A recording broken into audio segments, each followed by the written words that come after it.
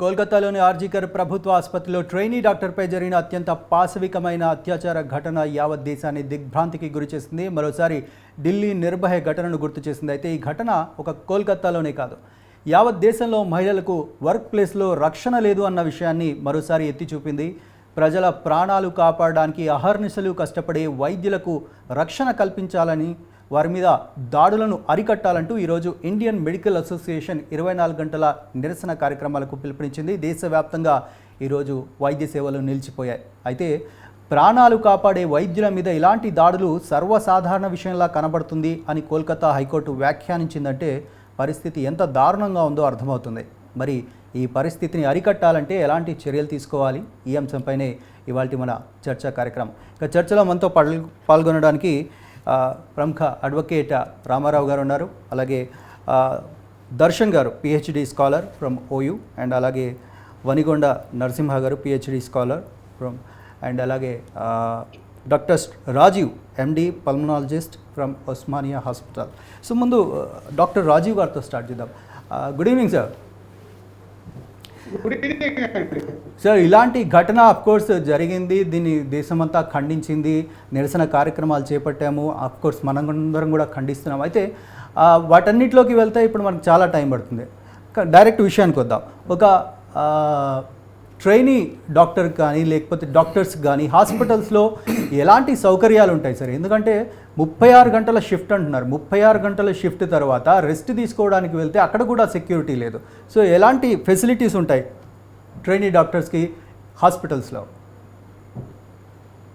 ముఖ్యంగా ఏంటి అంటే ఎంబీబీఎస్ అయిపోయిన తర్వాత మనం పీజీలో జాయిన్ అవుతాం, స్పెషలైజేషన్ చేస్తూ ఉంటారు. దాంట్లో ప్రతి ఒక్కరు వారి యొక్క డ్యూటీ సమయాన్ని చూస్తున్నట్టు మహిళలకి ఇంకా చాలా ఇబ్బందికరంగా ఉంటుంది. అది ఎలా అంటే ఇప్పుడు ఓకే రాజీవ్ గారు, ఆడియో మీది సరిగా రావట్లేదు, 1 minute, మళ్ళీ మీ దగ్గరికి వస్తాం. సో రామారావు గారితో మొదలు కదా. రామారావు గారు, లీగల్ ఆస్పెక్ట్ చూసుకున్నట్లయితే ఏంటి సార్ 36 గంటల వర్క్ అవర్స్ కానీ, అఫ్కోర్స్ మిగతా లేబర్ రూల్స్ అవన్నీ డాక్టర్స్కి వర్తించవా? 36 గంటల వర్క్ అవర్స్ ఏంటి? అండ్ అలాగే సెక్యూరిటీ విషయంలో ఇంత అజాగ్రత్తగా ఉన్న హాస్పిటల్స్ ఏంటి? లీగల్ యాక్షన్ ఏంటి దీని మీద? నేను గతంలో కూడా మాట్లాడడం జరిగింది. సంఘీభావం తెలుపుతూ వైద్య విద్యార్థులు నిరసన తెలుపుతుంటే నేను సంఘీభావం తెలుపుకుంటా నేను మాట్లాడడం జరిగింది. ఇదే విషయమై నేను ఒక petition west Bengal state human rights commission ముందట నేను ఒక పిటిషన్ వేశాను. అదేవిధంగా ఇండియన్ మెడికల్ అసోసియేషన్ కూడా వాళ్ళు ఒక కంప్లైంట్ చేశారు. ఇక వేరియస్ దేశవ్యాప్తంగా ఎంతోమంది పిటిషన్స్ వేయడం జరిగింది. అట్లనే west Bengal state human rights commission కూడా సుమోటోగా ఈ విషయాన్ని తీసుకొని ఒక కమిటీని ఏర్పాటు చేసింది. ఆ కమిటీలో ఒక సూపరింటెండెంట్ ఉంటాడు, సూపరింటెండెంట్ ఆఫ్ పోలీస్ అంటే DCP స్థాయి అధికారి, తర్వాత ఒక 2 CIలు ఉంటారు, అలాగే కొంతమంది పోలీస్ వాళ్ళు ఇండిపెండెంట్గా ఆ పోలీస్ స్టేషన్కి ఏ పోలీస్ స్టేషన్ పరిధిలో అయితే ఘటన జరిగిందో ఆ పోలీస్ స్టేషన్కు సంబంధం లేకుండా సుమోటో కమిషన్ ఏర్పాటు చేసి వాళ్ళు ఏం చేసిందంటే లోపాలను గుర్తించారు. అట్లనే ఉమెన్స్ కమిషన్ కూడా, నేషనల్ ఉమెన్స్ కమిషన్ కూడా ఒక కమిటీని ఏర్పాటు చేసింది. ఎన్నో లోపాలను వాళ్ళు ఎత్తి చూపినారు. అంటే ఏంటి? ఎట్లయితే జూనియర్ డాక్టర్స్ ఇక్కడ మన దగ్గర చూస్తాం, మన హాస్పిటల్స్లో, గవర్నమెంట్ హాస్పిటల్స్లో ఏడ కూడా వాళ్లకు పని చేసేటప్పుడు సరైన సౌకర్యాలు లేవు. మౌలిక వసతులు, సౌకర్యాలు కాదు, మౌలిక వసతులే కరువైనాయి. ఇప్పుడు OP ఉంటుంది. ఇంతకుముందు 2008లో ఒక చట్టం చేయడం జరిగింది. డాక్టర్ రాజశేఖర రెడ్డి గారు ఉన్నప్పుడు, చీఫ్ మినిస్టర్గా ఉన్నప్పుడు ఒక చట్టం చేసింది. మెడికల్ సర్వీసెస్కు సంబంధించిన వ్యక్తులు, మెడికేర్ ప్రొఫెషనల్స్కు దానిలో నర్సులు వస్తారు, హాస్పిటల్లో స్టాఫ్ కూడా వస్తారు, వాళ్లకు రక్షణ అనేది కరువైంది. ఇప్పుడు మనం గవర్నమెంట్ హాస్పిటళ్ళల్లో చూస్తుంటాము, పోలీస్ వ్యవస్థ 109 GOMS నంబర్ 109 అనేది ఇంతకుముందు గతంలో ఉన్న ప్రభుత్వం తీసుకొచ్చింది. డాక్టర్లను రక్షించాలి, ఎందుకంటే వాళ్ళు వృత్తిపరంగా ఇట్లాంటి ఇబ్బందులను ఎదుర్కొంటున్నారు, వాళ్ళ మీద దాడులు జరుగుతున్నాయి, హింస జరుగుతుంది, వైలెన్స్ జరుగుతుంది అనే విషయాన్ని గుర్తించి అప్పట్లో తీసుకొచ్చారు. ప్రతి హాస్పిటల్లో, గవర్నమెంట్ హాస్పిటల్లో ఒక సపరేట్ పోలీస్ యూనిట్ అనేది పెట్టాలని ఆ జీవో సారాంశం. ఇంతవరకు అది అమలుపరచలేదు మన దగ్గర పరిస్థితులను మనం చూసుకుంటే. అదేవిధంగా కోల్కతాలో కూడా హాస్పిటల్లో ఆ ఘటన జరిగినప్పుడు సెక్యూరిటీ పర్సనల్స్ ఇంకొక ఆరోపణ ఏంటంటే ఆ వ్యక్తి కూడా కొన్ని పారా పోలీస్ అంటే పోలీస్ డిపార్ట్మెంట్ కి సంబంధించిన వ్యక్తి. ఇప్పుడు మన దగ్గర హోమ్ గార్డ్స్ ఎట్లుంటారు, పోలీస్ రోల్స్ లో ఉన్నాడు. ఇప్పుడు మన దగ్గర హోమ్ గార్డ్ అనే వ్యవస్థ ఎట్లుంటుందో అట్లాంటి వ్యవస్థ అక్కడ ఒకటి ఉంది. అయితే అతను కూడా పోలీస్ కి అనుబంధంగా టెంపరీగా పార్ట్ టైం ఏదో కాంట్రాక్ట్ ఏదో అతని మీద ఆరోపణలు కూడా ఉన్నాయి. యాక్చువల్లీ ఇంతకు ముందు ఇట్లా లైంగిక దాడులు చేసిండు అని కూడా ఆరోపణలు ఉన్నాయి. అయితే దీనిలో మన దగ్గర మనం చూసుకుంటాం, ఉస్మానియాలో చూడండి, లేకుంటే మొన్న జూనియర్ డాక్టర్స్ అందరు అదే మాట అంటారు. ఒక పేషెంట్ వస్తే క్యాజువాలిటీలో అంటే ఒక సీరియస్ కండిషన్లో ఉన్న ఒక పేషెంట్ వస్తే అతను ఎమ్మట 10 నుండి 15 మంది వస్తున్నారు. ఆ పేషెంట్కి ఏమన్నా అయితే డాక్టర్ల మీద దాడులు చేయడం జరుగుతుంది. దాన్ని నియంత్రించే వ్యవస్థ అనేది మనము పేపర్ మీద ఏర్పాటు చేసుకున్నాం. కాకుంటే వ్యక్తిగతంగా అక్కడ సిబ్బంది లేరు, అంటే పోలీస్ సిబ్బంది దీనికి కరెక్ట్గా ఒక హాస్పిటల్కి ఇంతమంది సిబ్బందిని అటాచ్ చేయాలి, అది లేకుండా పోయింది వ్యవస్థ. డాక్టర్ రాజీవ్ గారితో మాట్లాడదాం ఒకసారి. ఆయనతో మాట్లాడిన తర్వాత రాజీవ్ గారు, కోర్స్ రామారావు గారు చెప్తున్నారు ఒక పేషెంట్ వస్తే ఆయనతో పాటు 10 మంది అటెండెంట్స్ వస్తారు అని. సో నిజంగా కూడా వస్తారు. డాక్టర్ల మీద దాడులు అనేవి చాలా కామన్ అయిపోయాయి. ఇన్ఫ్యాక్ట్ శుక్రవారం రోజే 2 డాక్టర్ల మీద దాడి జరిగింది. ఒకటి తమిళనాడులో, ఒకటి మన హైదరాబాద్ చుట్టుపక్కల ప్రాంతాల్లోనే. కుక్క కాటుకు సరైన టీకా ఇవ్వలేదని నర్సు మీద దాడి జరిగింది. ఇలాంటివి చాలా కామన్ అయిపోయాయి. సో డాక్టర్లకు సంబంధించి ఎలాంటి రక్షణ ఏర్పాట్లు ఉంటాయి హాస్పిటల్స్లో? 36 గంటల పని షిఫ్ట్ ఏంటి సార్? ఈ రెండు ఎక్స్ప్లెయిన్ చేయండి.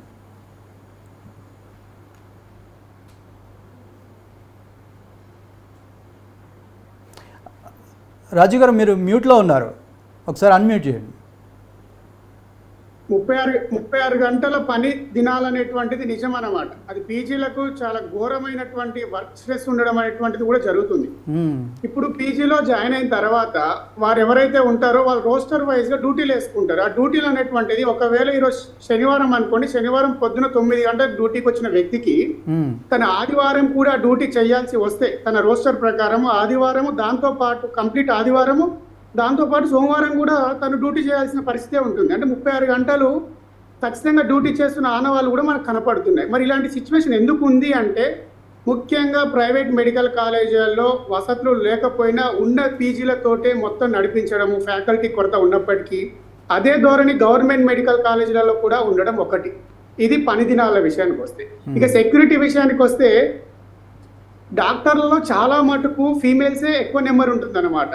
ఆ ఫీమేల్స్ హాస్పిటల్స్లలో నైట్ డ్యూటీ సమయాలలో, డే డ్యూటీలో కూడా ఇబ్బందులు ఎదుర్కొంటారు. నైట్ డ్యూటీలలో ఏంటి అంటే ముఖ్యంగా వారు వార్డ్ ఒక చోటు ఉండడం, అంటే హాస్పిటల్లో అడ్మిట్ అయిన పేషెంట్స్ ఒక దగ్గర ఉండడము, వాళ్ళ DMO room, duty medical officer room అనేటువంటిది ఒక దగ్గర ఉండడం వల్ల వాళ్ళు రాత్రి పూట భయభ్రాంతులకు గురి అవుతూనే ఒంటరిగా వెళ్లాల్సిన పరిస్థితి ఉంది. ఎందుకంటే సెక్యూరిటీ అనేటువంటిది అంతంత మాత్రమే ఉంటుందన్నమాట.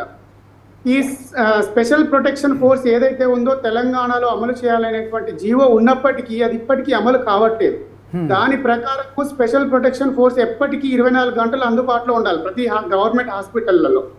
అదే ఇప్పుడు ఉదాహరణకి అంటే పెద్ద హాస్పిటల్స్ తీసుకున్న కార్పొరేట్స్లలో గొడవలు అనేటువంటివి డాక్టర్ మీది వరకు ఎక్కడ వెళ్ళక మనం చూడలేదు. ఎందుకు అంటే అక్కడ సెక్యూరిటీ ఆ రకంగా ఉంటుంది. హాస్పిటల్కి వచ్చే వారిలో చాలా మందిలో ఎలా అంటే గుంపులుగా రావడం జరుగుతుంది. ఆ గవర్నమెంట్ హాస్పిటల్లో గుంపులుగా రావడం వారిని అదుపు చేయాలంటే అక్కడ సెక్యూరిటీ సిబ్బంది అవసరం. ఏదైనా అనుకోని ఘటన జరిగినప్పుడు పేషెంట్ మృతి చెందినట్లయితే వారు అప్పటికే ఆవేశానికి లోనై ఎదురుగా కనపడేది డాక్టర్ మాత్రమే, వారిపై దాడులకు దిగడం అనేది జరుగుతుంది. కానీ అక్కడ వసతులు ఉన్నాయా లేవా, అసలు కనిపించాల్సిన బాధ్యత ఎవరిది, ప్రభుత్వానిదా లేకపోతే అడ్మినిస్ట్రేషన్ వారిదా అనేటువంటిది వాళ్ళకి అందరికీ అనవసరం అన్నమాట. కనపడేది డాక్టర్ లేదా సిస్టర్, వాళ్ళ మీద దాడులు చేస్తారు. ఇలాంటివి ఆగాలంటే చట్టాలు కఠినంగా ఉండాలి. చట్టాలు కఠినంగా ఉన్నప్పుడే ఇలాంటి ఆగేటువంటి అవకాశం ఉంటుంది. ఇక కోల్కతా ఘటన తీసుకున్నట్లయితే అక్కడ తను ఏదో బయట తిరగట్లేదండి, డ్యూటీలో 36 గంటల డ్యూటీ చేస్తూ కాసేపు కూర్చోడానికి రూమ్ కూడా లేకపోతే సెమినార్ హాల్లో సేద తీరడానికి వెళ్ళింది.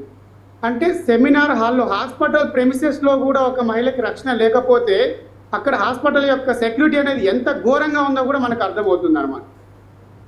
అలాగే రాజు గారు, కరోనా టైంలో చూసాం డాక్టర్ల సేవలను కొనియాడారు. ఇన్ఫ్యాక్ట్ హెలికాప్టర్లలో వాళ్ళ మీద పూల వర్షాలు కురిపించారు.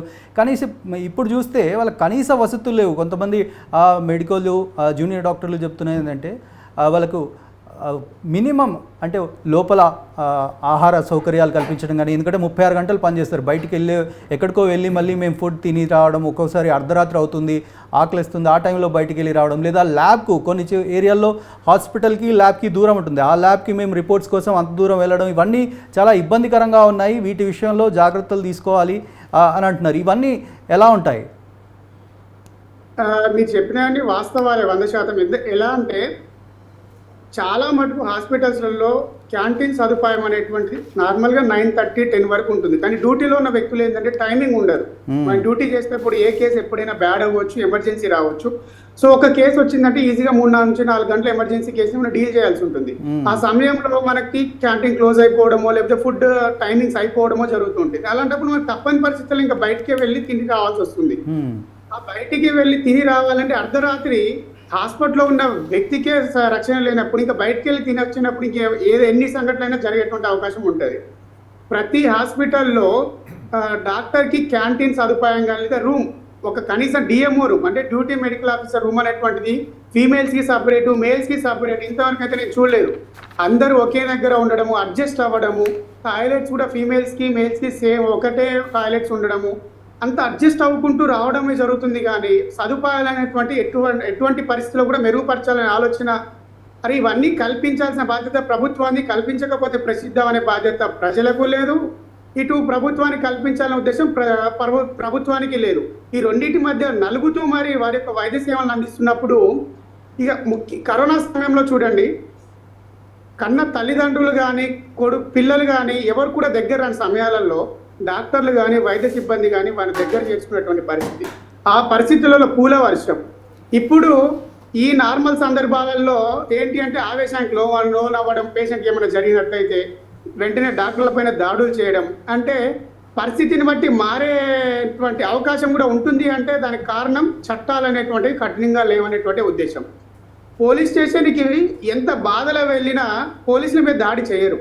ఎందుకు అంటే అదో భయం, ఆ చట్టాలు అలా ఉంటాయి అనే భయం. ఇక్కడే అలాగే వైద్య రంగంలో కూడా హెల్త్ కేర్ వర్కర్స్కి అంటే వైద్యారంగ సిబ్బందికి కల్పించినటువంటి చట్టాలు, సెంట్రల్ ప్రొటెక్షన్ యాక్ట్ ఏదైతే ఉందో దాన్ని అమలు పరచడం ఒకటి, స్పెషల్ ప్రొటెక్షన్ ఫోర్స్ తెలంగాణలో ఏదైతే అమలు చేయాలనేటువంటి జీవో ఉందో వీటిని అమలు చేస్తే తప్ప మనము ఇలాంటి వాటి నుంచి అరికట్టేటువంటి అవకాశం తక్కువగా ఉంటుందన్నమాట. అంటే జీవోలో ఉన్న ఎగ్జాక్ట్ డీటెయిల్స్ ఏంటి రాజు గారు? అంటే యాక్చువల్గా మొత్తానికి ఈ రక్షణ కల్పించడం కోసం కానీ హాస్పిటల్లో ఎలాంటి రక్షణ చర్యలు చేపట్టాలి, ఓవరాల్ డిమాండ్స్ ఏంటి? ఇప్పుడు ముఖ్యంగా గవర్నమెంట్ హాస్పిటల్స్తో తీసుకుందాం. ఏంటి అంటే ఎవరైనా వచ్చేటువంటి అవకాశం, రాత్రిపూట కావచ్చు, డే టైంలో కావచ్చు, ఒక పాస్ అనేది ఉండదు, ఎంట్రీ ఎవరికైనా ఉంటుంది. కానీ దాన్ని అక్కడికక్కడికి కట్టడి చేయాలి. ఒక పేషెంట్, ఒక అటెండర్ కానీ లేకపోతే 2 అటెండర్ కానీ అవసరం ఉంటే అలా నిరోధించే వ్యవస్థ. దాంతోపాటు ప్రతి చోట సెక్యూరిటీ ఉండడం అనమాట. ఇప్పుడు నార్మల్గా మనకి సెక్యూరిటీ ఎలా అయితే ప్రైవేట్ హాస్పిటల్స్లో ఉంటుందో, మెయిన్ గేట్ దగ్గర ఒకరు కానీ లోపల నైట్ డ్యూటీ అవర్స్లో కూడా ఒక 4-5 సెక్యూరిటీ ఉండడం, ఇవి అన్ని గతంలో ఉన్న జీవోలే. వీటిని అమలు పరిస్తే చాలు. అంటే అక్కడ ఉన్న సిబ్బందిని ఇంతమందికి ఈ మెయిన్ గేట్ దగ్గర ఒకరు, లేకపోతే వార్డ్స్ దగ్గర కానీ, లేకపోతే ఓపీ దగ్గర కానీ, ఎమర్జెన్సీ దగ్గర కానీ ఇంతమంది సెక్యూరిటీ ఉండాలనేటువంటి ఆల్రెడీ గతంలో పొందుపరచబడ్డాయి జీవోలో. అవి అమలు చేస్తే చాలు. అవి అమలు చేయడం వల్ల ఇంకా ఎటువంటి విఘాతాలు జరగకుండా ఉండే అవకాశం ఉంటుంది. ఓకే. సో దర్శన్ గారు, డాక్టర్ రాజీవ్ గారు చెప్పింది విన్నాము, రామారావు గారు చెప్పింది విన్నాము. ఇన్ఫ్యాక్ట్ కోల్కతాలో జరిగిన ఘటనలో ఆ డాక్టర్పై దాడి జరిగింది కూడా హీజ్ ఎ సెక్యూరిటీ పర్సనల్. అతను రక్షణ కోసం పెట్టుకున్నది. పోలీస్ డిపార్ట్మెంట్కి సంబంధించిన అతను, పోలీస్ డిపార్ట్మెంట్ జీతం ఇస్తున్న అతను వ్యక్తి, అతనే దాడికి పాల్పడితే ఇంకా ఎటు వెళ్ళాలంటారు? అసలు ఈ ఓవరాల్ ఘటన ఎలా చూడాలి? ముఖ్యంగా సార్, ఉస్మానియా యూనివర్సిటీ డిబిఎస్ఏ విద్యార్థి సంఘం పక్షాన కలకత్తాలో జరిగినటువంటి అత్యాచార ఘటన ఏదైతే ఉన్నదో ఆ హత్య ఘటనను ఉస్మానియా డిబిఎస్ఏ విద్యార్థి సంఘం పక్షాన తీవ్రంగా ఖండిస్తూ, ఏదైతే హత్యకు గురైనటువంటి ఎవరైతే ఆ డాక్టర్ ఎవరైతే పీజీ చేస్తూ ఉన్నటువంటి డాక్టర్కు నివాళులు అర్పిస్తూ ఉన్నాం. ఈ సందర్భంగా మేము గుర్తు చేస్తూ ఉన్నది ఏంటంటే sir, Osmania university PhD research స్కాలర్గా చదువుకున్నటువంటి వాళ్ళుగా చైతన్యవంతమైనటువంటి వాళ్ళుగా మేము ఈ ప్రభుత్వాలకు స్థానికంగా ఉండేటువంటి అక్కడ ఉండేటువంటి పశ్చిమ బెంగాల్లో ఉండేటువంటి ఆ ప్రభుత్వానికి కావచ్చు, కలకత్తాలో ఉన్నటువంటి ఆ ప్రభుత్వానికి కావచ్చు, కేంద్ర ప్రభుత్వానికి కానీ అంటే రాజ్యాంగం ఈరోజు స్పష్టమైనటువంటి కొన్ని హక్కులు కానీ రాజ్యాంగం ఒక నిర్దిష్టమైనటువంటి చట్టాలని ఇచ్చింది. ఈరోజు మహిళల మీద చిన్న చూపు ఉన్నదండి. ఈరోజు మహిళలు అన్ని రంగాలలో ఈరోజు రిజర్వేషన్లు ఉన్నాయి. మహిళలు డాక్టర్లు కావచ్చు, లాయర్లు కావచ్చు, ఇంజనీర్లు కావచ్చు, కలెక్టర్లు కావచ్చు. ఈరోజు కలకత్తాలో ముఖ్యమంత్రి ఎవరు అంటే ఒక మహిళనే. కలకత్తాలో అక్కడ ఉన్నటువంటి ముఖ్యమంత్రి ఒక మహిళ. అంటే ఈరోజు ఒక మహిళా సమాజం ఈరోజు డాక్టర్లుగా ఉన్నారు, ఇంజనీర్లుగా ఉన్నారు, మేధావులు ఉన్నారు. కానీ ఈ సమాజంలో మహిళా సమాజాన్ని చిన్న చూపు చూసేటువంటి ధోరణి ఉన్నది. ఒక వైద్య రంగమే కాదు సార్, ప్రతి రంగంలో చిన్న చూపు ఉన్నది. అంటే పురుషాధిపత్యంని సరైనటువంటిది కాదు. కారణం ఏంటంటారు? మేము అంటా ఉన్నది ఏంటంటే దీని మీద నిర్దిష్టమైనటువంటి అంటే ఈ ప్రభుత్వాలు చట్టాలను సరైనటువంటి విధంగా అమలు చేయట్లేదు అని చెప్పేసి మేము అంటున్నాం. అంటే దర్శన్ గారు మీరు ఒక మాట మాట్లాడు, మహిళల పట్ల సమాజంలో చిన్న చూపు ఉంది, దాన్ని ప్రభుత్వాలు సరిచేయలేవు కదా. ఎస్, మనం అంటా ఉన్నది ఏంటంటే ఈ విధంగా సరైనటువంటి విద్యా విధానం కావాలి. ఈ సందర్భంగా గుర్తు చేస్తూ ఉన్నది అంటే దీనికి ప్రత్యామ్నాయం ఏంటి అంటే వ్యవస్థలో మార్పులకు పునాది ఏంటి అంటే విద్యా వ్యవస్థ. సరైనటువంటి విద్యా వ్యవస్థ మహిళలు పురుషులు అనే తారతమ్య భేదం కాకుండా ఈరోజు మనకు జన్మనిచ్చినటువంటి తల్లి ఒక మహిళ, ఈరోజు జన్మనిచ్చినటువంటి తల్లి ఒక మహిళ. కాబట్టి ఈ ప్రపంచాన్ని చూడాలి, 100 సంవత్సరాల్లో ఈ ప్రపంచాన్ని చూడాలంటే తల్లి ఒక టికెట్ ఇస్తుంది ఈ భూమి మీద బతకమని, ప్రపంచాన్ని చూడమని. అంటే మనం ఈ సమాజాన్ని ఏ విధంగా అర్థం చేసుకుంటున్నాం మహిళా వ్యవస్థను. ఈరోజు డాక్టర్ అయినటువంటి ఏదైతే కలకత్తాలో అతి దారుణంగా రెస్ట్ తీసుకునేటువంటి ఒక సెమినార్ హాల్లో నేను అంటా ఉన్నది ఏంటంటే సార్, ఉస్మానియా పిహెచ్ రీసెర్చ్ స్కాలర్గా ఒక డిబిఎస్ఏ విద్యార్థి సంఘం పక్షాన అర్జీకర్ అనేటువంటి ఒక మెడికల్ కాలేజు, అందులో సెమినార్ హాల్లో ఏదైతే ఈ పీజీ చేస్తూ ఉన్నటువంటి డాక్టరు సెమినార్ హాల్లో రెస్ట్ తీసుకోవాల్సినటువంటి పరిస్థితి ఎందుకు వచ్చింది అంటే అక్కడ వసతులు లేవా, సౌకర్యాలు లేవనే కదా. ఇది సరైనది కాదు కదా. స్థానికంగా మేము అంటా ఉన్నదంటే కేంద్రంలో ఉన్నటువంటి మోడీ ప్రభుత్వం కావచ్చు, స్థానికంగా ఉండేటువంటి ప్రభుత్వం.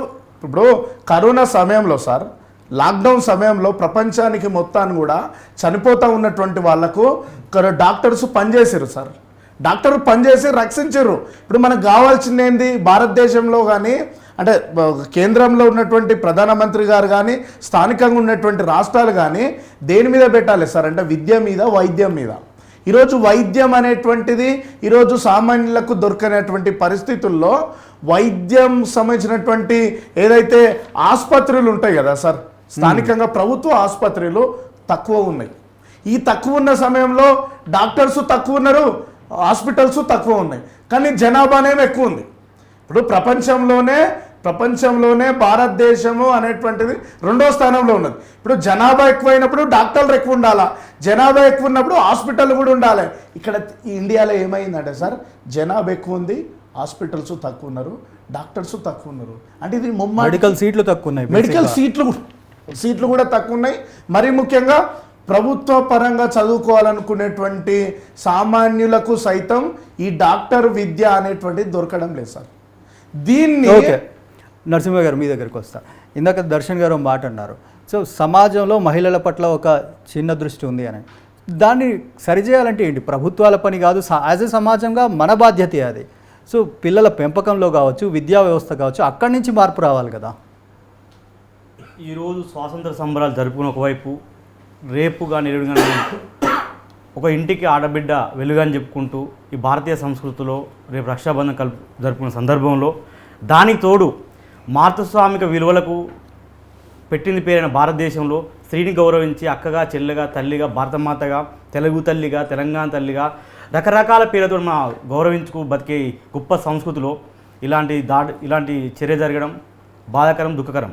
కానీ అక్కడ ఉన్న సోదర డాక్టర్ గారు చెప్పినా, ఇక్కడ లాయర్ గారు చెప్పినా, నా మిత్రుడు ఏం చెప్పినప్పటికీ చట్టాలైనా, రక్షణలైనా, ప్రభుత్వాలైనా ఒకవైపు అయితే ఇలాంటి కుట్రలు ఈరోజు కలకత్తా జరిగింది ఒక భాగమే కాదు, ఇదే చివరి అవుతుందని నమ్మకం లేదు మనకు. ఢిల్లీ నిర్భయ ఘటన జరిగినప్పుడు పెద్ద చట్టం వచ్చింది. ఆ తదనంతరం మన తెలంగాణలో హైదరాబాద్లో జరిగిన దాడి కూడా ఒక దిశ అనే వ్యక్తి పేరు మీద, దిశ అనే అమ్మాయి డాక్టరే ఆమె కూడా. ఇదంతా వ్యవస్థ చూసినప్పుడు ఈ మిత్రుడు అన్నాడు, సామాజిక వ్యవస్థలో ఈ ఇండియన్ సొసైటీలో ఆధిపత్య ధోరణి ఒక కులం పేర కావచ్చు, మతం పేర కావచ్చు, ప్రాంతం పేర, మతం పేర జరుగుతున్న ఈ ఆధిపత్య పోరాటంలో ఒక ఆడవాళ్ళు కూడా అగ్ర కులం అయితే ఒకవైపుగా, నిమ్న కులం అయితే ఒకవైపుగా, అందులో కూడా తన బిడ్డ అయితే ఒక విధంగా, కోళ్ళ అయితే ఒక విధంగా చూసి ఈ సమాజంలో మార్పు జరగాల్సింది, ఈ పరివర్తన చెందాల్సింది తన కుటుంబం నుంచి మాత్రమే. ఈ చట్టాలు కానీ రక్షణలు కానీ ఏమి చేయలేవు. దయచేసి ఆలోచించాలి. ఎందుకంటే ఆది పరాశక్తి, ఆది కాళీమాతని పూజించే పశ్చిమ బెంగాల్ రాష్ట్రంలో ఎంతో చైతన్యవంతమైన మమతా బెనర్జీ గారు పరిపాలిస్తున్న ఆ రాష్ట్రంలో ఈరోజు ప్రధానులు అవుతున్నాము, రాష్ట్రపతులు అవుతున్నారు, గవర్నర్ అవుతున్నారు, అన్నీ ఉన్నాం. కానీ మార్పు ఎక్కడ జరుగుతుంది? చట్టాలు అనేది దీనికి పరిష్కారం కాదు, లేకపోతే పోలీసు వ్యవస్థ పరిష్కారం. ఎంతోమంది బస్తర్ లాంటి అడవుల్లో, ఛత్తీస్గఢ్ లాంటి అడవులలో ఆదివాసుల మీద దాడులు చేసి రేపులు చేసి చంపుతున్నది పోలీసులు కాదా? రక్షణ అది కాదు, మన మానసిక స్థితి మారాలి. ఆడపిల్లల మీద, ఆడవాళ్ళ మీద మన మానసిక స్థితి మారిన నాడు మాత్రమే ఇలాంటి దాడులు జరుగుతాయి, దాడులు జరగడం ఆగిపోతాయి. కానీ మన చట్టాల గురించి ప్రభుత్వాలు చేస్తాయి, ఇంప్లిమెంట్ చేసే విధానం. చట్టాల గురించి మాట్లాడుతున్నాం. ఒక విషయం సార్, ఇంప్లిమెంట్ చేసే విధానం కూడా గుజరాత్లో చూడండి, బిల్కిస్ బానో కేసులో తన గర్భవతి అయినప్పటికీ మీద తన మీద దాడి చేసి రేపు చేసి సంఘటన ఉంటే ప్రభుత్వమే బెయిల్ ఇచ్చి విడిపించి మరి అక్కడ ఉన్న నాయకులు బెయిల్ కాదు, అది మొత్తం వదిలిపెట్టిన వాళ్ళు ఏం చేశారు? సమాజంలోకి వచ్చి వాళ్ళు ఏం ఎట్లా చూడాలి, ట్రీట్ చేయాలి. కానీ దండలు వేసి ఆహ్వానించడం జరిగింది. అంటే సొసైటీ అనేది ఒక మతం విధంగా ఒత్తిడి ఉంటుంది, ఒక కులం విధంగా ఒత్తిడి ఉంటుంది, ఒక పార్టీ రూలింగ్ ఉంటుంది ఒత్తిడి, ఇంకొకరు పార్టీ రూలింగ్ ఉంటే ఒత్తిడి. అంటే సమాజంలో మారాల్సిన స్థితి ఉంది, మన మానసిక స్థితి మన కుటుంబం నుంచి మారాల్సింది. రామారావు గారు, చట్టాలు మార్చలేవు అన్నది నిజం. ఎందుకంటే దిశ ఘటన చూసాము, మన నిర్భయ ఘటన చూసాము, చాలా కఠినమైన చట్టాలు తెచ్చుకున్నాము, వాళ్ళని ఎన్కౌంటర్ చేయడం, చంపడం కూడా చేస్తాం. ఇలాంటి శిక్షలు మనుషుల్ని మారుస్తాయా? ఇప్పుడు ఏదైనా డాక్టర్ల మీద కానీ, వైద్య సిబ్బంది మీద కానీ దాడి జరిగితే 6 గంటల్లో కేసు రిజిస్టర్ చేయాలి అని చెప్పేసి ప్రభుత్వం కొత్త రూల్ తీసుకొచ్చింది. సో ఇలాంటి వర్కౌట్ అవుతాయా? దీనివల్ల ఏమైనా తగ్గుతాయా ఇలాంటి ఘటనలు? మనము పరివర్తనాత్మకమైన చట్టాలను తీసుకొచ్చుకున్నాం. థియరీస్ ఆఫ్ పనిష్మెంట్లో డెటరెంట్ థియరీ అని ఒకటి ఉంటుంది, రిఫర్మేటివ్ థియరీ అని ఒకటి ఉంటుంది. ఒక వాడు వాడు జైలుకు పోతే వాడు పరివర్తన చెందాలి, పరివర్తన చెందుకుంటూ మళ్ళీ ఆ నేరం చేయొద్దు అనేది మన శిక్షాస్మృతి చెప్తుంది. అయితే ఈ విషయానికి వస్తే దీనిలో కుట్ర కోణం ఉన్నది. నేను మొన్న మాట్లాడేటప్పుడు, సంఘీభావంగా మాట్లాడేటప్పుడు చెప్పిన, పోస్ట్మార్టం రిపోర్ట్లో 150 ml ఆఫ్ సెమెన్ దొరికింది బాడీల నుండి. అంటే అది నిజమా కాదా అన్నది కూడా ఎందుకంటే 150 గ్రామ్స్ అన్నారు, ఆరోపణ మాత్రమే, it's not proven sir. So declare చేయలేదు ఎక్కడ. ఇప్పుడు సిబిఐ ప్రశ్నిస్తుంది, ఎంతోమందిని సస్పెక్ట్ చేసుకుంటూ ఎంతోమందిని ప్రశ్నిస్తుంది. అయితే ఒక్క వ్యక్తి అది చేయడము యాజ్ ఏ లీగల్ ప్రొఫెషనల్గా నాకు అసంభవం అనిపిస్తుంది. ఒకటే వ్యక్తి. ఇప్పుడు ఒక మహిళను అత్యాచారం చేయాలంటే నిర్బంధించాలి, ముందుగా ఫుల్లెస్ట్ కంట్రోల్ అనేది ఆ అత్యాచారం చేసే వ్యక్తి, ఆ నిందితుడు అనేది ఫుల్లెస్ట్ కంట్రోల్ అనేది పొందగలరు. అట్లాంటి పబ్లిక్ ప్లేస్లో ఒకటే వ్యక్తి చేయడం సాధ్యం అంటారా? అది నెక్స్ట్ ఇంపాసిబుల్గా అనిపిస్తుంది. ఏం జరిగిందనేది ఇప్పటివరకు క్లియర్గా మనకు తెలియదు సార్. ఎందుకంటే 36 గంటలు పనిచేసిన వ్యక్తి ఆల్మోస్ట్ ఎగ్జాస్ట్ అయిపోయి ఉంటారు. సరే, అది నిజంగా ఏం జరిగిందని పోలీసులే చెప్పాలి. బట్ నా క్వశ్చన్ ఇక్కడ ఏంటంటే, చట్టాలు ఇలాంటి ఘటనలు జరగకుండా ఆపగలుగుతాయా? ఎందుకంటే నిర్భయ ఘటన తర్వాత చాలా కఠిన చట్టాలే ఉన్నాయి మన దేశంలో, చట్టాలు లేవని కాదు. మరణ శిక్ష విధించారు కదా, అదే మరణ శిక్ష విధించినా కూడా అమలు చేశారు కదా, జరుగుతూనే ఉన్నాయి కదా, అమలు పరిచారు కదా. ఇప్పుడు న్యాయ వ్యవస్థ మీద ప్రజలు ఎప్పుడు కూడా నమ్మకం కోల్పోవద్దు. న్యాయ వ్యవస్థ మన దగ్గర పటిష్టంగా ఉన్నది. కాకుంటే నేను ఇప్పటిదాకా చెప్పినా కదా, రిఫార్మేటివ్ అండ్ డెటరెంట్ 2 థియరీలు ఉంటాయి. ఈ 2 థియరీలలో డెటరెంట్ థియరీ అనేది వాని మానసిక స్థితిని, వానిలో భయం పుట్టిస్తుంది. ఈ నేరం చేయాలంటే భయం పుట్టిస్తుంది. అయితే ఇప్పుడు కొత్తగా, ఇంతకుముందు 376 ఉంటుండే రేప్ ఐపీసీలో, ఇప్పుడు ఏంది 63 చేసిండ్రు. అంటే డాక్టర్ల డిమాండ్ ఏంటంటే, కొద్దిగా మన జూనియర్ డాక్టర్స్ వాళ్ళ డిమాండ్ ఏంటంటే, ఇట్లాంటి నేరం గ్యాంగ్ రేప్కు కానీ, లేకుంటే వైద్యుల మీద, ఇట్లాంటి ప్రొఫెషనల్స్ మీద, వైద్యులనే కాదు ప్రొఫెషనల్స్, వేరే ప్రొఫెషనల్స్ కూడా ఉంటారు, వాళ్ళు కూడా సమాజ సేవ చేసుకుంటూనే ఉంటారు, సమాజానికి ఉపయోగపడే వ్యక్తులే, వాళ్ళు చదువుకొని ఉంటారు, వాళ్ళ టైంను, వాళ్ళ మేధస్సును సమాజానికి ఉపయోగపడేలాగా చేస్తుంటారు. అయితే ఏ ప్రొఫెషనల్ ఉన్నా ప్రొఫెషనల్ దీంట్లో ఉన్నప్పుడు ఇక గ్యాంగ్ రేప్ కానీ ఇట్లాంటి దారుణమైన సంఘటనలు అయితే మరణశిక్ష అనేది అమల్లోకి తేవాలనేది వాళ్ళు ఒక కోరడం. అంటే ఇది హత్యాచారం, అత్యాచారం అయినాక హత్య అయింది, హత్య చేసి కొన్ని విభిన్న కథనాలు వినిపిస్తున్నాయి. అయితే ఈ విషయంలో 302లా కొత్త బిఎన్ఎస్ అని వచ్చింది, భారతీయ న్యాయ సంహిత అని కొత్త వచ్చింది, ఐపీసీ బదులు అది వచ్చింది. అయితే దాంట్లో 302లా ఇంకొక కొత్త విషయం దీనిలో పొందుపరచడం జరిగింది. ఏంటంటే 10 సంవత్సరాలకు తక్కువ కాకుండా శిక్ష, అత్యాచారం కేసులో 10 సంవత్సరాలకు తక్కువ కాకుండా శిక్ష అండ్ యావజ్జీవ కారాగార శిక్ష అనేది ప్రతిపాదించారు. అది ఆ చట్టం అమల్లో కూడా వచ్చింది, గత నెల నుండి అమల్లో కూడా వచ్చింది. అయితే దీనిలో కూడా ఈ మన పూర్తి స్థాయిలో మరణశిక్ష అనేది ఏర్పాటు చేయాలి. ఇంకొకటి మన దగ్గర ఉన్న చట్టము ఏదైతే మెడికేర్ ప్రొఫెషనల్స్ చట్టం ఉన్నదో ఆ చట్టంలో కూడా మార్పు తీసుకురావాలి. అంటే కొన్ని అడిషన్స్ చేయాలి. ఎట్లంటే ఇప్పుడు 3 yearsే ఉన్నది పనిష్మెంట్, ఒక డిటరెంట్ పనిష్మెంట్ చేసి దాన్ని ఒక కాగ్నిజబుల్ అఫెన్స్ చేసి దానికి 41, 81 అట్లాంటి నిబంధనలు వర్తించకుండా ఇమ్మీడియట్ వాడిని జైలు వేసేటట్టు. అంటే డాక్టర్ల మీద దాడి చేయాలన్నా కానీ లేకుంటే ప్రొఫెషనల్స్ మీద దాడి చేయాలన్నా కానీ ఒక వ్యక్తిలో ఒక భయం ఉండాలి. ఇప్పుడు అతని వృత్తి డాక్టర్, అతను నిర్వర్తిస్తున్నప్పుడు ఇప్పుడు ఈ లోటుపాట్లు అనేటివి ఉంటూనే ఉంటాయి. ఇప్పుడు ప్రభుత్వాలను నిందించుకుంటూ లేకుంటే వీళ్ళని నిందించుకుంటూ వాడు ఆవేశానికి గురై డాక్టర్ను అసాల్ట్ చేయడం అనేది సమంజసం కాదు. ప్రభుత్వాన్ని సార్ నిందించవచ్చు, ఎందుకంటే సార్ మేము అంటున్నది ఏంటంటే సార్ ప్రభుత్వము చిత్తశుద్ధిగా. దర్శన్ గారు మీ దగ్గరికి వస్తాను. అయితే డాక్టర్ రాజీవ్ గారు ఒపీనియన్ కూడా తీసుకుందాం. సార్, మనం ఇంతకుముందు అంటే డాక్టర్స్ మీద దాడి అనేది ఒక అంశం అయితే ఓవరాల్గా సమాజంలో స్త్రీల పట్ల ఇలాంటి దాడులు జరుగుతున్నాయి, వీటిని కూడా అరికట్టాల్సిన అవసరం ఉంది. ఒక డాక్టర్స్ అనే కాదు, నిర్భయ ఘటన చూసాము, మనం దిశ ఘటన చూసాము. అయితే ప్రభుత్వాలు కూడా చట్టాలు తీస్తున్నాయి, కఠినమైన చట్టాలు తీస్తున్నాయి, ఉరిశిక్షలు కూడా విధిస్తున్నాయి. కానీ మార్పు రావడం లేదు. యాజ్ ఏ డాక్టర్గానే కాకుండా ఒక సమాజంలో ఒక రెస్పాన్సిబుల్ పర్సన్గా మీ ఒపీనియన్ ఏంటి సార్? అసలు ఎక్కడ మార్పు రావాలంటారు? ఒక విషయాన్ని అందరి ముందు చెప్పదలుచుకున్నా ఏంటి అంటే, ఒక డాక్టర్ కంటే ఆమె ముఖ్యంగా ముందు మహిళ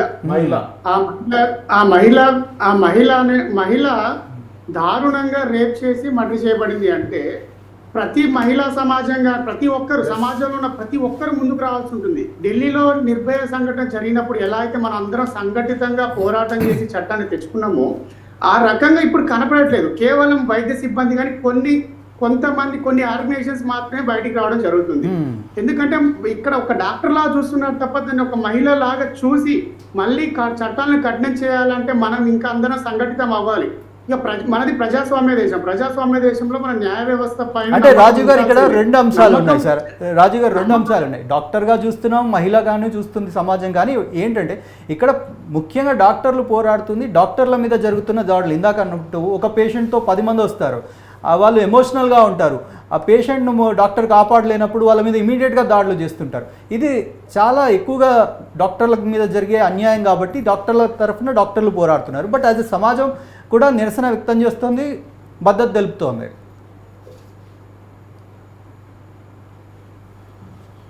డాక్టర్ల పైన దాడులు జరుగుతున్నాయి అంటే ముఖ్యంగా ఓన్లీ 2 కారణాలు ఉంటాయి. మొదటిది ఏంటంటే ఆ సిచ్యువేషన్లో ఎమోషన్ అయ్యే టైంలో అక్కడ సెక్యూరిటీ కనుక బలంగా ఉంది అంటే వారి ఎమోషన్స్ అనేవి కంట్రోల్లో ఉంటాయి. అవి లేకపోవడం వల్లే అప్పటికప్పుడు అవి క్షణికావేశంలో జరిగే దాడులు ఒకటి. రెండవది ఏంటంటే మోటివ్గా చేసే దాడులు కూడా ఉంటాయి. ఎట్లా అంటే మద్యం సేవించిన వ్యక్తుల్ని అలో చేయడం కానీ, లేకపోతే ఏదన్నా మత్తు పదార్థాలకు బానిసున్న వ్యక్తిని అలో చేయడం కానీ, అంటే సెక్యూరిటీ లేనప్పుడు వీళ్ళంతా హాస్పిటల్ లోపలికి చొచ్చుకొని వస్తారనమాట. ఇప్పుడు ఈ అమ్మాయి రేప్ విషయంలో కూడా ఈ మర్డర్ విషయంలో కూడా జరిగింది ఏంటి అంటే, ఆ అమ్మాయి ఆ మెడికల్ కాలేజ్ లో జరిగేటువంటి నిజాలను బయట పెడతా అని చెప్పడం వల్లనే ఈ సంఘటన జరిగింది.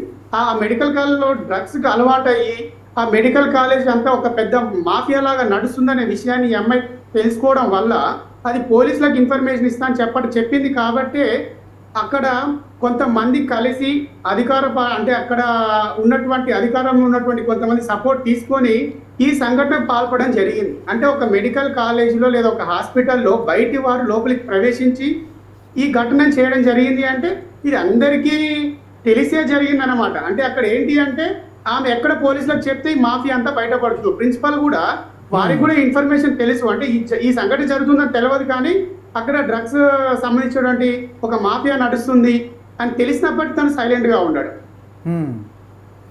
ఓకే, దర్శన్ గారు, డాక్టర్ గారు అన్నట్టుగా ప్రిన్సిపల్ది కూడా కొంత సందిగ్ధమైన వ్యవహారం ఉంది అక్కడ. ఎందుకంటే ఇమీడియట్గా ఆయన ట్రాన్స్ఫర్ చేసి వేరే కాలేజ్కి ప్రిన్సిపల్గా అపాయింట్మెంట్ ఇస్తే మళ్ళీ దాన్ని రివోక్ చేయడం జరిగింది. ఇదంతా ఇప్పుడు డాక్టర్ గారు కూడా కొన్ని ఆరోపణలు చేస్తున్నారు అక్కడ డ్రగ్స్ అది ఇది అని. సో ఓవరాల్గా మీ ఉద్దేశం ఏంటి? ఇందాక మీరు ఇదే లైన్లో వెళ్తుంటే నేను ఆపాను. ఎస్ సార్, మేము అంటున్నది ఏంటంటే సార్, 2022 నేషనల్ క్రైమ్ రికార్డ్స్ ప్రకారంగా ఈ దేశంలో ఉండేటువంటి అంటే ఈ రికార్డ్స్ ప్రకారంగా 86 మందికి సార్ ప్రతిరోజు 86 మంది మహిళలు హత్యకు గురవుతూ ఉన్నారు. ప్రతి గంటకు దేశంలో సుమారు 66 మంది మహిళలు ఈరోజు అత్యాచారాలకు లైంగిక వేధింపులకు గురవుతూ ఉన్నారు. ఈ సంఘటనను గమనిస్తే అక్కడ అడిషనల్ సూపరింటెండెంట్ ఏదైతే అక్కడ ఉన్నటువంటి అర్జీగర్ మెడికల్ కాలేజ్ సంబంధించినటువంటి ఆయన కూడా ఒక రాంగ్ ఇన్ఫర్మేషన్ ఏమి ఇచ్చిండు వాళ్ళ తల్లిదండ్రులకు అంటే సూసైడ్ చేసుకుంది అని రాంగ్ ఇన్ఫర్మేషన్ ఇచ్చింది. ఇంతకుముందుకు గౌరవనీయులు డాక్టర్ గారు మాట్లాడినప్పుడు చెప్పింది నేను వాస్తవం అనిపిస్తుంది ఏంటంటే, ఇప్పుడు అక్కడ స్థానికంగా ఉండేటువంటి ఆయన తప్పుడు సమాచారం ఇచ్చిండు. అది అట్లా తప్పుడు సమాచారం ఇచ్చిండంటే ఆమె ఏదన్నా ఒక అంశం మీద అక్కడ ఉండే డ్రగ్స్ విషయంలో కావచ్చు, హాస్పిటల్ని సరైనటువంటి విధంగా చేయాలి, నిజాయితీగా నిబద్ధతగా పనిచేయాలి, మంచి కోసం ఏదైనా జరగాలనే క్రమంలో ఆమె అడిగినట్టున్నది. అడిగితే అరే వీళ్ళను ప్రత్యక్షంగానో పరోక్షంగానో స్థానికంగా అక్కడ ప్రిన్సిపల్ కావచ్చు, లేదంటే అడిషనల్ సూపరింటెండెంట్ గారు కావచ్చు, వాళ్ళ హస్తం కూడా ఉండొచ్చేమో అనేటువంటి అనుమానాలు ఎందుకు వ్యక్తం అవుతున్నాయంటే అడిషనల్ సూపరింటెండెంట్ రాంగ్ ఇన్ఫర్మేషన్ ఇవ్వాల్సిన అవసరం ఏమున్నది ఓకే అని మేమంటాం. ఇంకొక విషయం కూడా డౌట్ వస్తున్నాయి ఏంటంటే, ఇప్పుడు ఎవరైతే సంబంధించినటువంటి సంజయ్ రాయ్ అనేటువంటి వ్యక్తి అనే పోలీసులకు గతంలో ఏదైతే పోలీసులు చేయాల్సినటువంటి పని తను ఇన్ఫార్మల్గా వెళ్ళి చేసే ప్రయత్నాలు చేసిండు, ఎన్నో వాటిని చేసిండు. అంటే ఇది కూడా సంజయ్ రాయ్ అనేటువంటి వ్యక్తిని ఆ స్థానికంగా ఉన్నటువంటి ప్రిన్సిపాల్ పిలిచారా, అడిషనల్ సూపరింటెండెంట్ పిలిచారా, ఎవరు అండతోటి వచ్చిండు? ఒకవేళ ఈయన ఇండివిజువల్గా వచ్చిండా, లేదంటే ఆ సంబంధించినటువంటి medical college అర్జికర్ medical college principal వాళ్ళ హస్తం ఏమైనా ఉన్నది? అసలు నిజానికి సిబిఐ ఎంక్వైరీలో కావచ్చు ఒక సంజయ్ రాయ్ అనేటువంటి వ్యక్తినే కాదు, అక్కడ ప్రిన్సిపల్ని కావచ్చు, సూపరింటెండెంట్ని కావచ్చు, ఆయనను కూడా పరిగణలోకి తీసుకోవాలి. అంటే మేమేమంటున్నాం ఏంటంటే సార్, మన న్యూస్ 360 ద్వారా ఛానల్ ద్వారా మేము అడుగుతున్నాం ఏంటంటే, భారత రాజ్యాంగం సార్ డాక్టర్ బాబాసాహెబ్ అంబేద్కర్ గారు ప్రపంచంలో ఉన్నటువంటి అన్ని రాజ్యాంగ విలువల్ని అధ్యయనం చేసి భారతదేశానికి ఒక రాజ్యాంగంలో అన్ని చట్టాలు ఇచ్చిండు డాక్టర్ బాబాసాహెబ్ అంబేద్కర్. మెడికల్ రంగం కావచ్చు, వైద్య రంగం కానీ, విద్యారంగం కానీ, ప్రతిదానికి ఒక సమస్యకు పరిష్కారం మార్గం ఇచ్చిండు డాక్టర్ బాబాసాహెబ్ అంబేద్కర్. ఈ ప్రభుత్వాలు అంటున్నాయి ఏంటంటే, స్థానికంగా ఉండేటువంటి పశ్చిమ బెంగాల్ అక్కడ కోల్కతా ముఖ్యమంత్రి గారు మమతా బెనర్జీ గారు రాజ్యాంగం సూత్రాల ప్రకారంగా పరిపాలన చేయాలా? అంటే చట్టాలు కరెక్ట్ గా కేసును సిబిఐకి అప్పగించింది, ఆదివారం వరకు డెడ్ లైన్ విధించింది. దర్శన్ గారు షార్ట్ బ్రేక్ తీసుకుందాం, షార్ట్ బ్రేక్ తర్వాత కంటిన్యూ చేద్దాం. తల్లిదండ్రులు ఇన్ఫాక్ట్ బాధితురాలి తల్లిదండ్రులు కూడా కొన్ని అనుమానాలు వ్యక్తం చేశారు, ఒకరికంటే ఎక్కువ మంది నిందితులు ఉండొచ్చు అని. సో రామారావు గారు, ప్యూర్గా చట్టపరంగా చూసుకున్నట్లయితే మనం మహిళల మీద దాడులు చేస్తే ఎలాంటి చర్యలు తీసుకోవాలో చాలా కఠినమైన చట్టాలే ఉన్నాయి.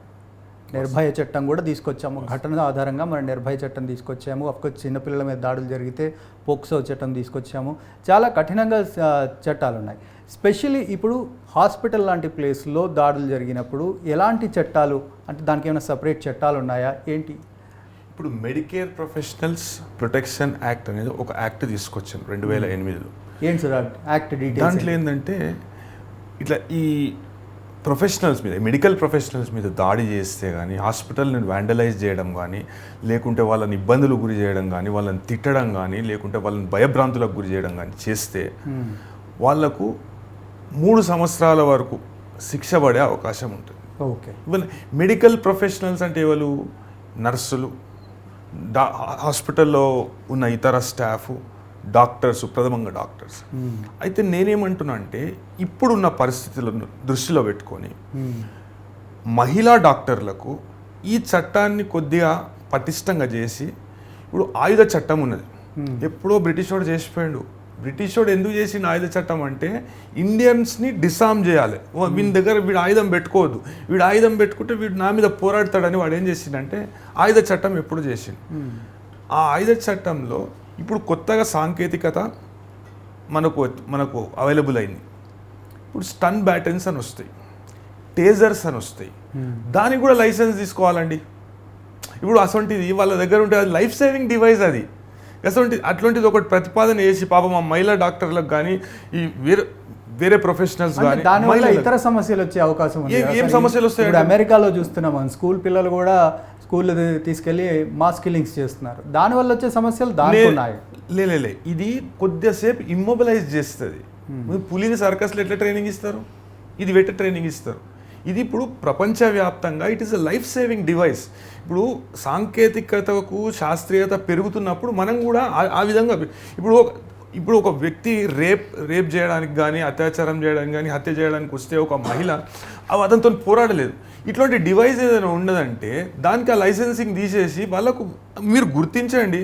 డాక్టర్ అయితే మిస్యూజ్ చేయదు కదండి, పాపం ఆమె లైఫ్ సేవ్ అవుతుండే కదా ఇవాళ. అట్లాంటిది ఏమన్నా ఉంటే అట్లాంటి పరికరాలు వాళ్ళకు కొన్ని అనుమతి వాళ్ళ అన్ని సందర్భాల్లో పని చేయకపోవచ్చు సార్. ఎందుకంటే ఆ డాక్టరు ఎగ్జాస్ట్ అయిపోయి నిద్రలో ఉన్నారు. ఆవిడ ఎవరు వస్తున్నారు ఏంటో కూడా తెలియదు. అలాంటి టైంలో మనిషిని ఒకటేసారి ఓవర్ పవర్ చేయడం ఒక వ్యక్తితో సాధ్యం కాదు.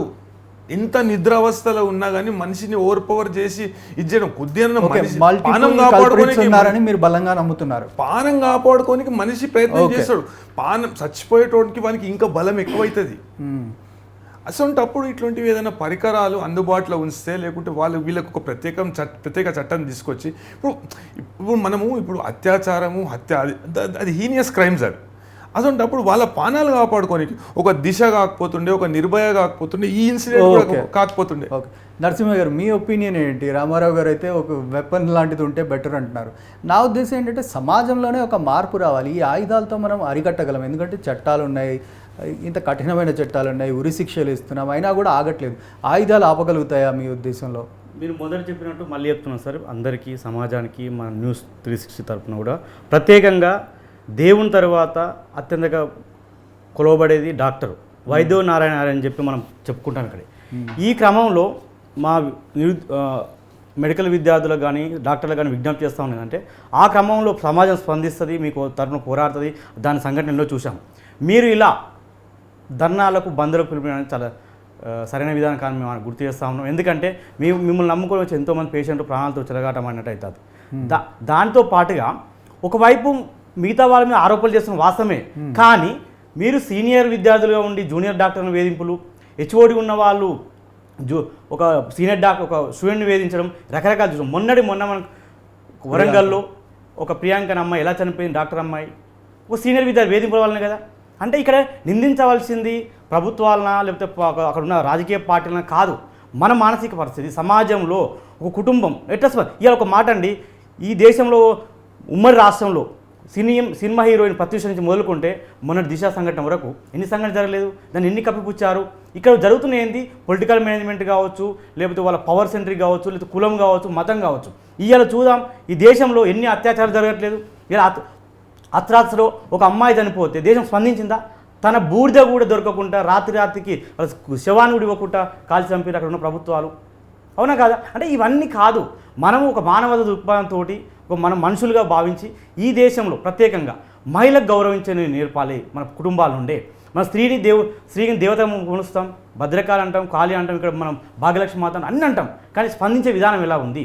కొడుకును విధంగా పెంచుతాం, బిడ్డను ఒక విధంగా పెంచుతాం. ఇక్కడి నుంచే మారుతారు.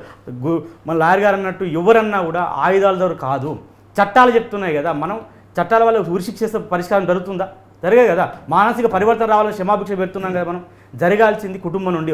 ఇంకో అప్పీల్ కూడా చేస్తూ ఉన్నాం, మహిళలు కూడా తన బిడ్డను ఒక విధంగా చూడడం, కోళ్ళు అయితే వస్తే కోళ్ళు ఒక విధంగా చూడడం, తన చెల్లెను ఒక తీరు చూడడం, తన మరదలో లేకపోతే వస్తుంది. అంటే సామాజిక నేపథ్యంలో, సామాజిక వ్యవస్థలో మారినంత వరకు, కుటుంబ వ్యవస్థలు మారినంత వరకు ఈ అత్యాచారం కొనసాగుతూనే ఉంటే ముగింపు కాదని నేను అంటున్నాను, బలంగా విశ్వసిస్తాను. ఎందుకంటే దిశ నిర్భయ సంఘటన జరిగినప్పుడు ఢిల్లీలో ఎంత దేశం అట్టుడికిపోయింది, ప్రపంచం అట్టుడిపోయింది.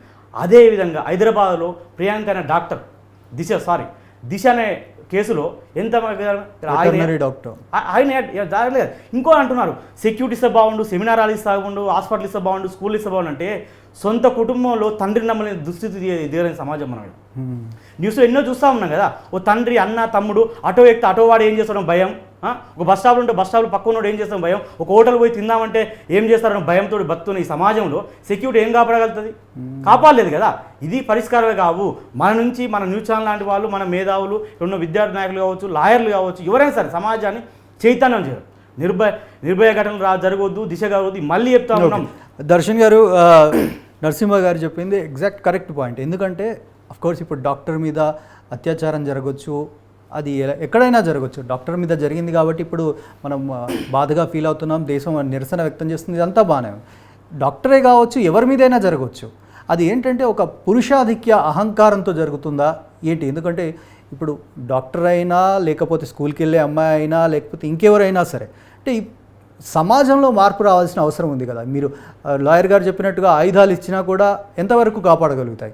సమాజంలో మార్పు రావాల్సిన అవసరం ఉంది కదా. మన ఇంట్లోనే ఒక అబ్బాయిని ఒక రకంగా, అమ్మాయిని ఒక రకంగా పెంచుతున్నప్పుడు మనం ఈ మార్పుని ఎలా సాధించగలుగుతాం? దీనికి మీరు ఒక విద్యార్థి సంఘ నాయకుడిగా చెప్పండి, స్కూల్లో కానీ కాలేజీల్లో కానీ ఎలాంటి మార్పులు తీసుకురావాలి సమాజాన్ని మార్చాలంటే? సార్ మీరు అన్నట్టు ఏంటంటే వాస్తవం సార్, మేము ఏకీభవిస్తున్నాం. ఏంటంటే ఈ సమాజంలో మార్పు రావాలి అంటే ఇంట్లో నుంచే సార్, ఇంట్లో నుంచే మహిళలను చిన్న చూపు చూసే ధోరణి అనేటువంటిది ఉండదు.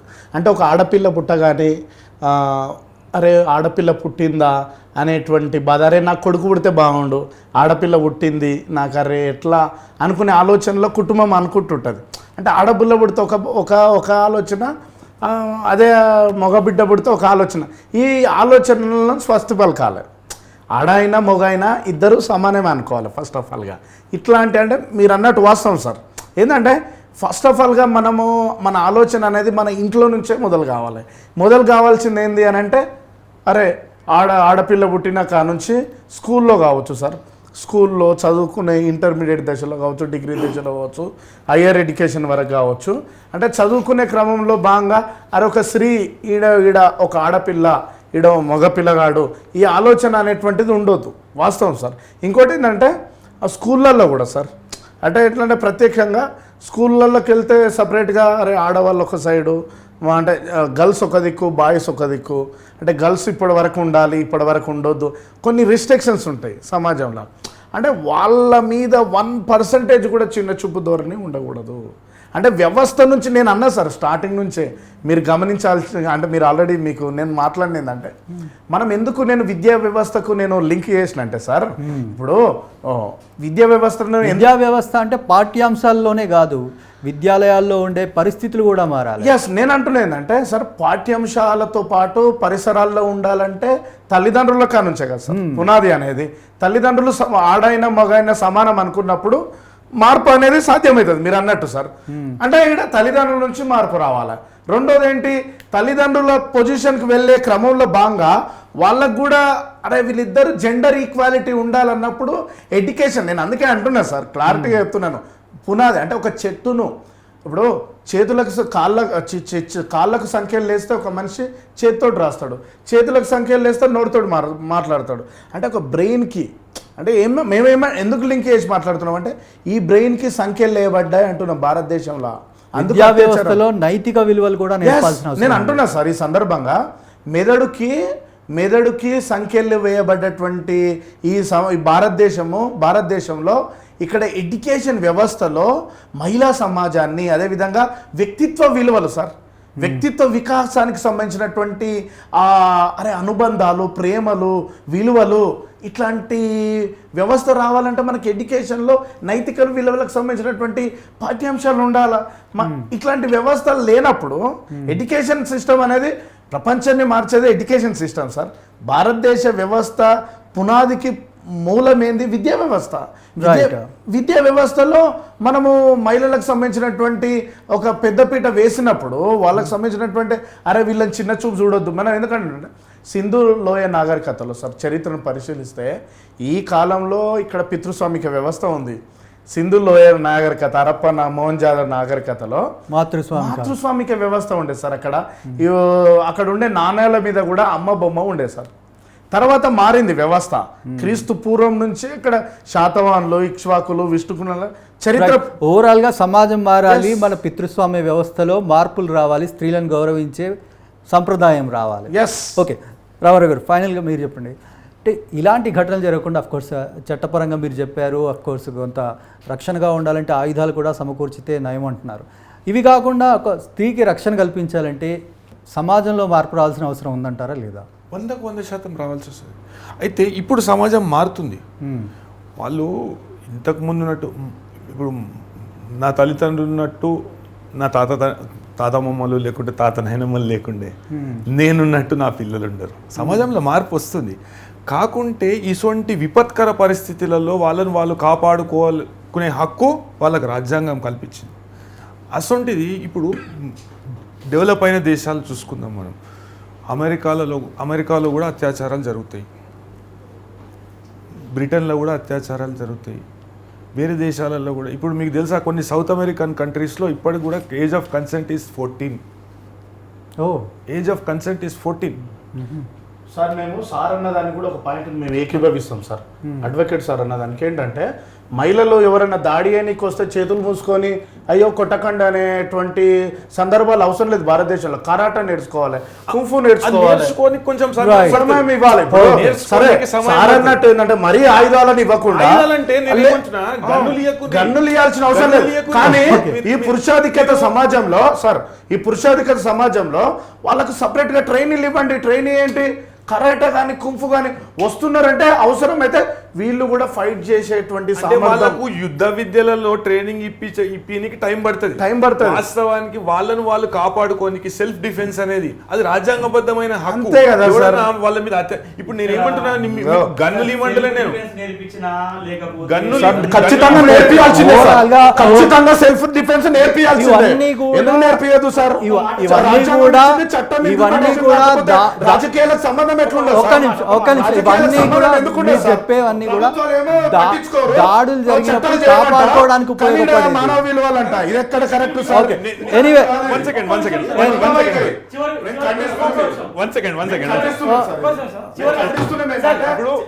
అందరూ మాట్లాడితే ఏమీ అర్థం కాదు.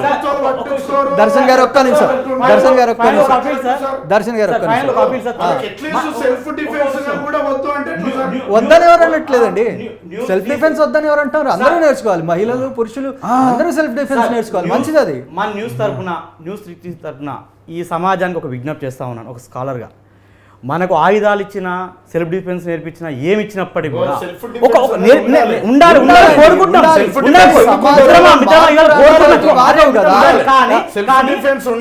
ఒక విషయం చెప్తున్నాను. నీ తల్లి మీదనో, నీ చెల్లి మీదనో, నీ భార్య మీదనో దాడి చేసినప్పుడు ఎదుటోని మీద ఎట్లా రియాక్ట్ అవుతావో, ఎదుటోని చెల్లె మీద దాడి దాడి చేయడానికి రియాక్ట్ కాదు, నువ్వు ఎట్లా సెక్యూరిటీగా భావిస్తావో ఎదుటి వాళ్ళ మీద ఆ ఆలోచన రాకుండా నీ మానసిక పరివర్తన చెందిన సమాజం చైతన్యం మారుతాయి. ఆ విలువలు ఎప్పుడు మారుతాయి? మన కుటుంబం నుంచి, మన పిల్లల నుంచి మాత్రమే. Thank you very much Narasimha garu, thank you very much Darshan garu, thank you very much Ramarao garu. నిర్భయంగా నడుచుకుంటూ పోయినప్పుడు పరిస్థితులు కనిపించడం. నేను ఏమంటున్నానంటే ఆయుధ చట్టంలో మార్పులు తీసుకురండి. మన ఇంట్లోకి వెళ్ళి పంపించలేకపోతున్నాం కదా మనం మన పిల్లల్ని. ఇప్పుడు మోడీ గారు ఆ చర్చ ఇంకో రోజు పెట్టుకుందాం మనం, ఆయుధాలు రక్షణ ఏంటని. Anyway thank you very much. And జూమ్లో పాల్గొన్న రాజీవ్ గారికి కూడా థ్యాంక్ యూ వెరీ మచ్. ఓవరాల్గా అంటే ఇప్పుడు రామారావు గారు మనకు ఆయుధాలు సమకూర్చాలన్నా కూడా, సెల్ఫ్ డిఫెన్స్ నేర్చుకోవాలన్నా, ఏ రకంగా తమను తాము రక్షించుకునే ఇవన్నీ చర్యలు ఉన్నా కూడా ఓవరాల్గా సమాజంలో మార్పు రావాలి. ఎందుకంటే దాడులు జరిగినప్పుడు ఎలా కాపాడుకోవాలని కాదు, దాడులు జరగడమే ఆగాలనేది మనందరి ఉద్దేశం. ఎందుకంటే పురుషాధిక్య సమాజంలో మహిళల్ని చిన్న చూపు చూడడం ఆపేస్తే, స్త్రీలను కూడా మనతో పాటు సమానంగా అని గౌరవించడం మొదలు పెడితే అప్పుడు సమాజంలో మార్పు వచ్చినట్టు, అప్పుడు మహిళల మీద జరిగే దాడులు ఆగుతాయి. అప్పటి వరకు సమాజం మారాల్సిన అవసరం ఉంది అనేదే ఓవరాల్గా మనందరి అభిప్రాయం. అప్పుడే మహిళలకు రక్షణ కూడా ఉంటుంది. ఇది ఈ చర్చా కార్యక్రమం.